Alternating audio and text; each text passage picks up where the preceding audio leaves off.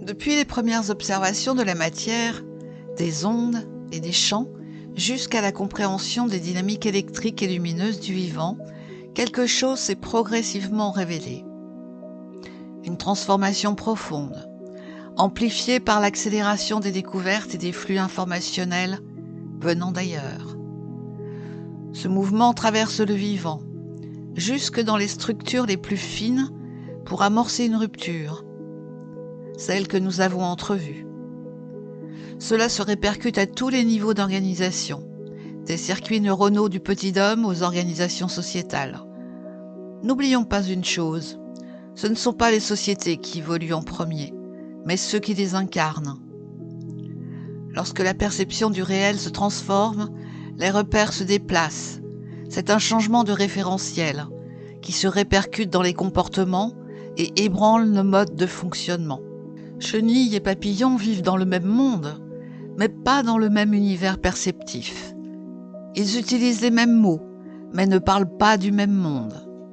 Biologiquement, la chenille et le papillon sont le même organisme, mais leur relation au monde est totalement différente. La chenille rampe, consomme, perçoit surtout ce qui est proche, vit dans un environnement local et immédiat. La pensée chenille agit généralement ainsi. Causalité simple, segmentation des problèmes, action locale, vision à court terme, réponse par réaction. C'est une pensée très efficace pour construire des machines, produire, exploiter des ressources. Mais elle devient dangereuse quand elle est appliquée à des systèmes complexes planétaires, voire galactiques, ou simplement à notre système humain et économique. La pensée papillon, elle, œuvre autrement. Vision globale, relations entre systèmes, boucle de rétroaction, temporalité longue. Elle est plus adaptée pour comprendre le climat, les écosystèmes, les dynamiques planétaires, cosmiques, humaines, économiques. Mais elle est plus difficile à traduire en décisions rapides. De ce fait, chenilles et papillons partagent la même planète, les mêmes plantes, la même matière. Les transformations dont parlent de nombreux scientifiques n'est pas seulement technologique. C'est surtout un bouleversement dans la manière de penser, une autre représentation du vivant, une autre façon d'être au monde. Or, ce que l'on constate est que la grande accélération initiée depuis 250 ans n'est pas suivie dans le mode de pensée. Les modèles mentaux dominants demeurent, et c'est là que se situe le vrai changement de paradigme.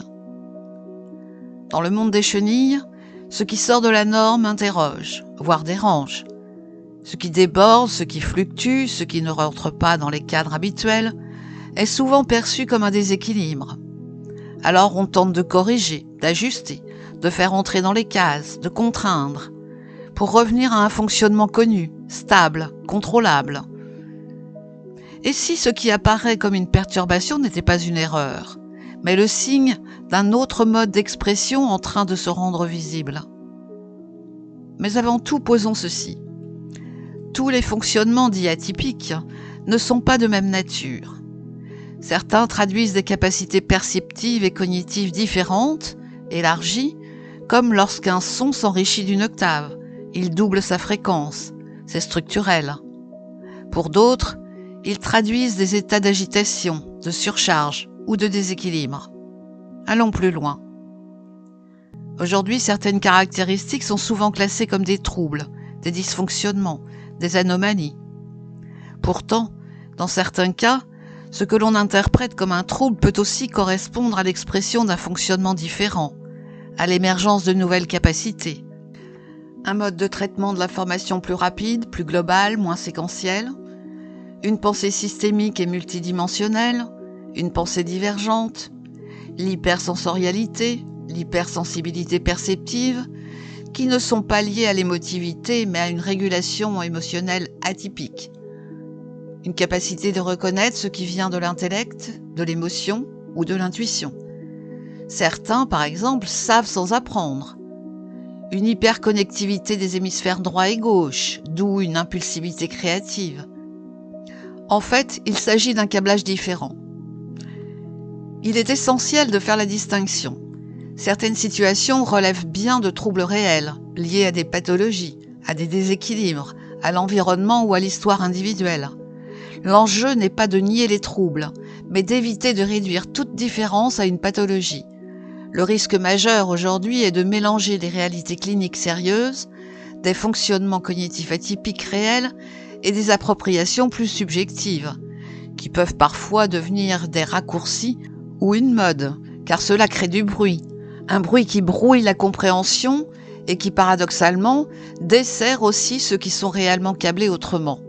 Car malheureusement, les nouvelles structures cognitives commencent à être observées, mais le neurosciences s'intéresse encore peu à ceux qui les incarnent. Certains naissent déjà avec une autre organisation intérieure, et ce n'est pas une question d'âge. Ce que les anciens modèles perçoivent comme un défaut est parfois simplement une forme d'organisation, un prototype, devenu incompatible avec un système actuel en fin de vie. Le signal qu'une autre organisation du vivant est déjà là, non pas en opposition, mais déjà en décalage avec lui. Beaucoup de papillons ont appris à se taire, à s'adapter, parfois à se conformer à des formes qui n'étaient pas les leurs. Mais évoluer dans un monde qui ne la reconnaît pas demande des ajustements constants. Comme un papillon tentant de déployer ses ailes dans un monde qui n'est pas le sien. Et pourtant, il apprend à voler dans le monde qui ne lui est pas destiné. Il s'y déplace sans s'y perdre. Centré, aligné, il suit une direction intérieure et poursuit son chemin, quoi qu'il en soit, même si parfois cela lui coûte.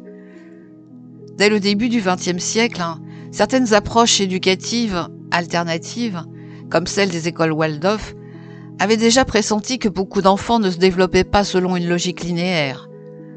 Ce que nous percevons aujourd'hui comme une amplification était déjà là, à bas bruit, simplement moins visible.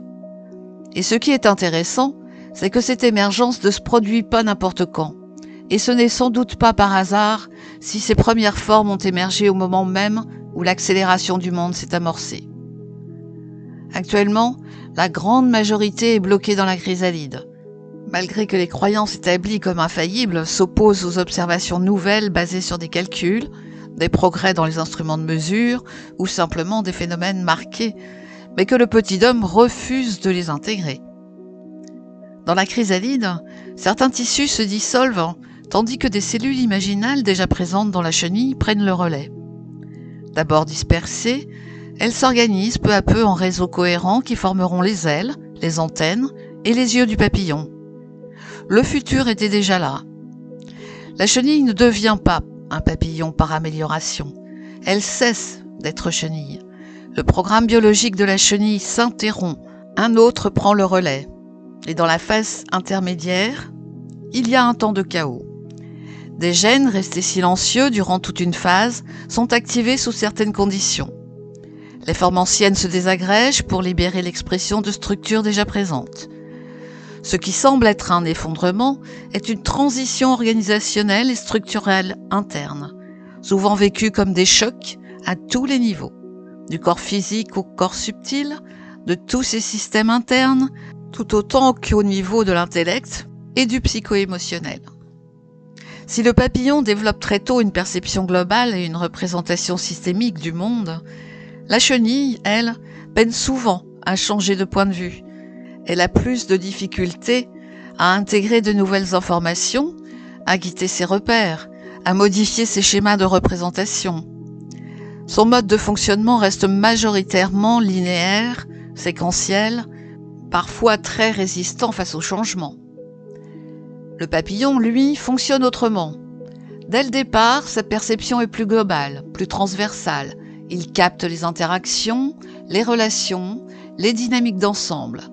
Son mode cognitif est plus flexible, moins centré sur la succession et davantage sur la mise en lien, sur les interactions, les interrelations, la lecture de la complexité multidimensionnelle. Dans une société, les papillons sont un peu comme les cellules imaginales dans la chrysalide, présentes dès le départ, mais d'abord non reconnues, voire rejetées par le système en place. Et pourtant, ce sont elles qui portent la transformation à venir. Là où la chenille segmente, le papillon relie et voit ce qui ne se voit pas. Chez la chenille, le cerveau cherche en permanence à économiser de l'énergie. Il utilise des raccourcis appelés biais cognitifs. simplifie la réalité en opposition binaire, catégories simples, schémas répétitifs. Beaucoup d'institutions favorisent des modes cognitifs linéaires. Le système éducatif basé sur la mémorisation, organisation hiérarchique, communication médiatique simplifiée, qui renforce la pensée de groupe au sein desquels les individus reproduisent les mêmes schémas.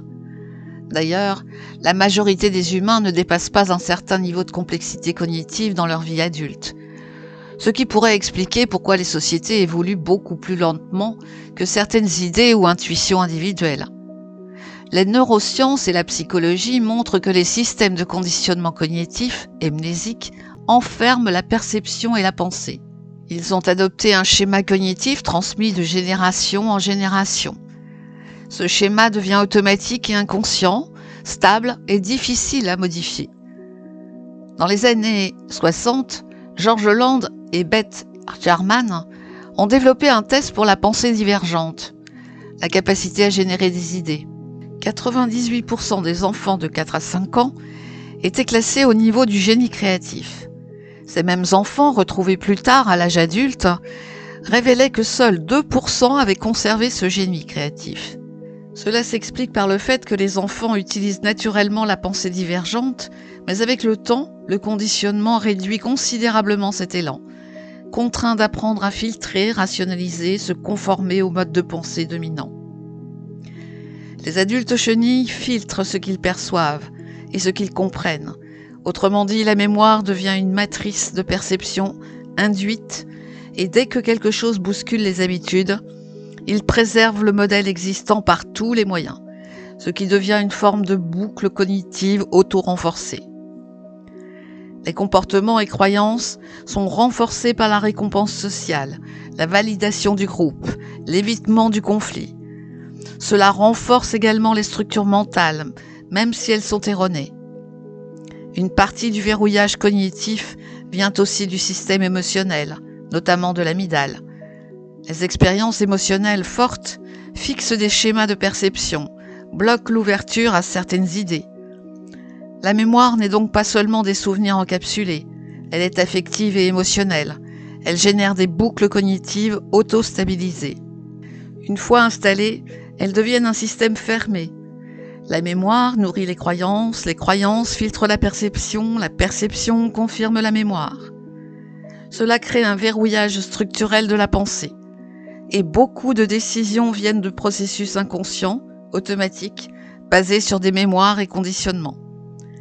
Les adultes chenilles sont prisonniers de la grande scène du théâtre des formes et des pensées du lac des ombres. La musique devient un disque rayé. La pensée systémique et la pensée linéaire n'utilisent pas exactement les mêmes réseaux cérébraux. Cette capacité à penser de manière complexe dépend du cortex et du néocortex. Vygotsky parlait déjà dans les années 60 que la pensée humaine n'est pas seulement biologique, elle est aussi émergente d'un système culturel et informationnel. Les papillons appréhendent le monde par une intelligence distribuée, dite aussi cognition étendue, nom donné par les chercheurs. Ils perçoivent spontanément le monde sous forme de réseaux dynamiques.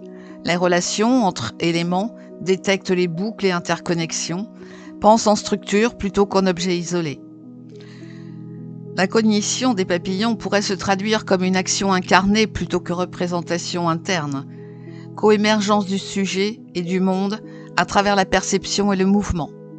Leur cerveau fonctionne comme un système auto-organisé, en syntonie vivante, qui permet la perception de relations, la détection de motifs, une vision globale, tout en étant en capacité de zoomer sur des détails si besoin.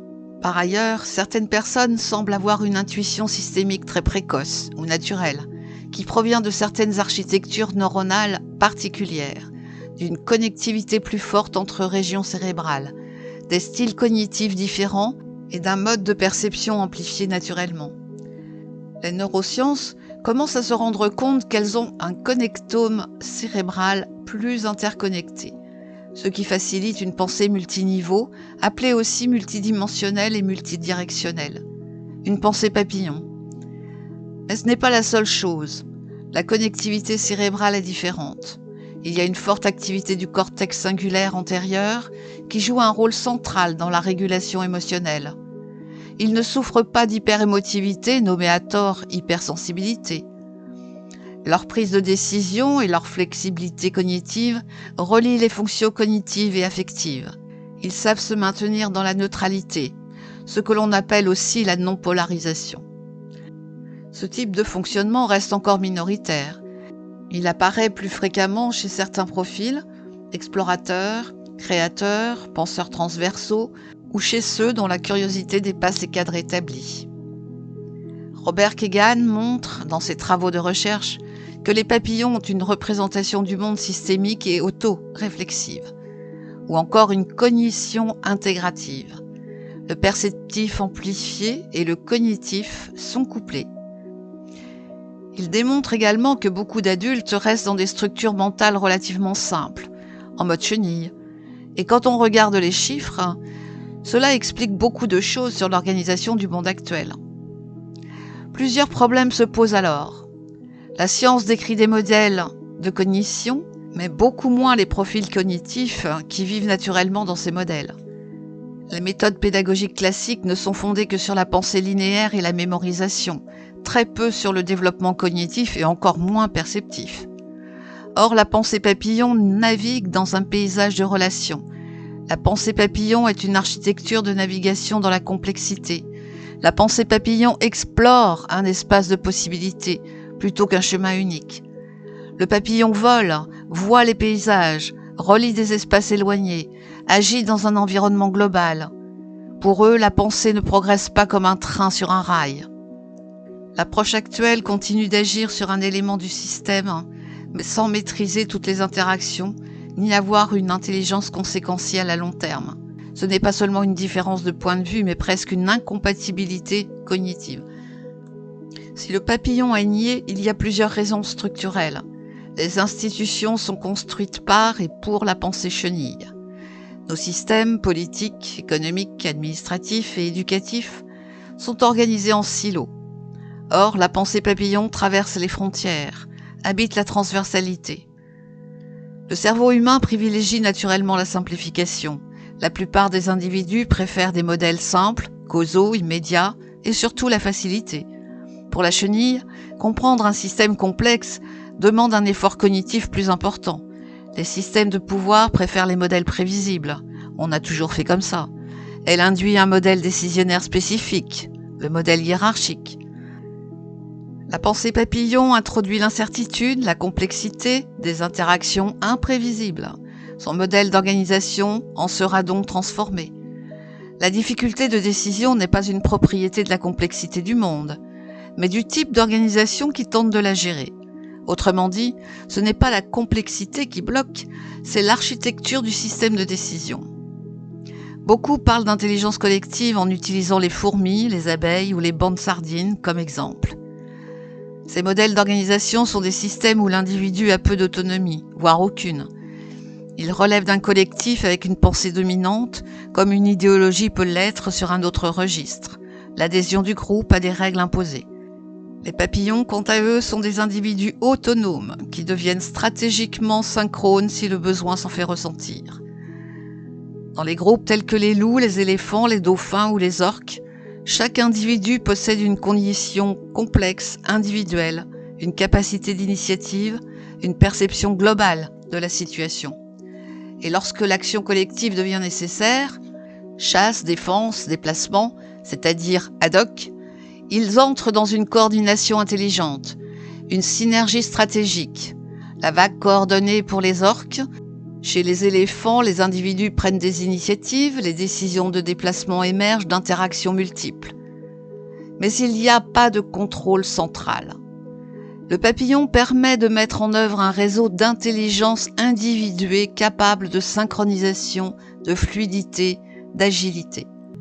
La chenille est un organisme segmenté, rigide dans son mouvement, prisonnière de ses conditionnements, fondée sur une dynamique de groupe dans laquelle il y a toujours un leader, un chef de groupe, un dominant, un ego conditionné, d'où les échecs prononcés et récurrents de tous les collectifs actuels.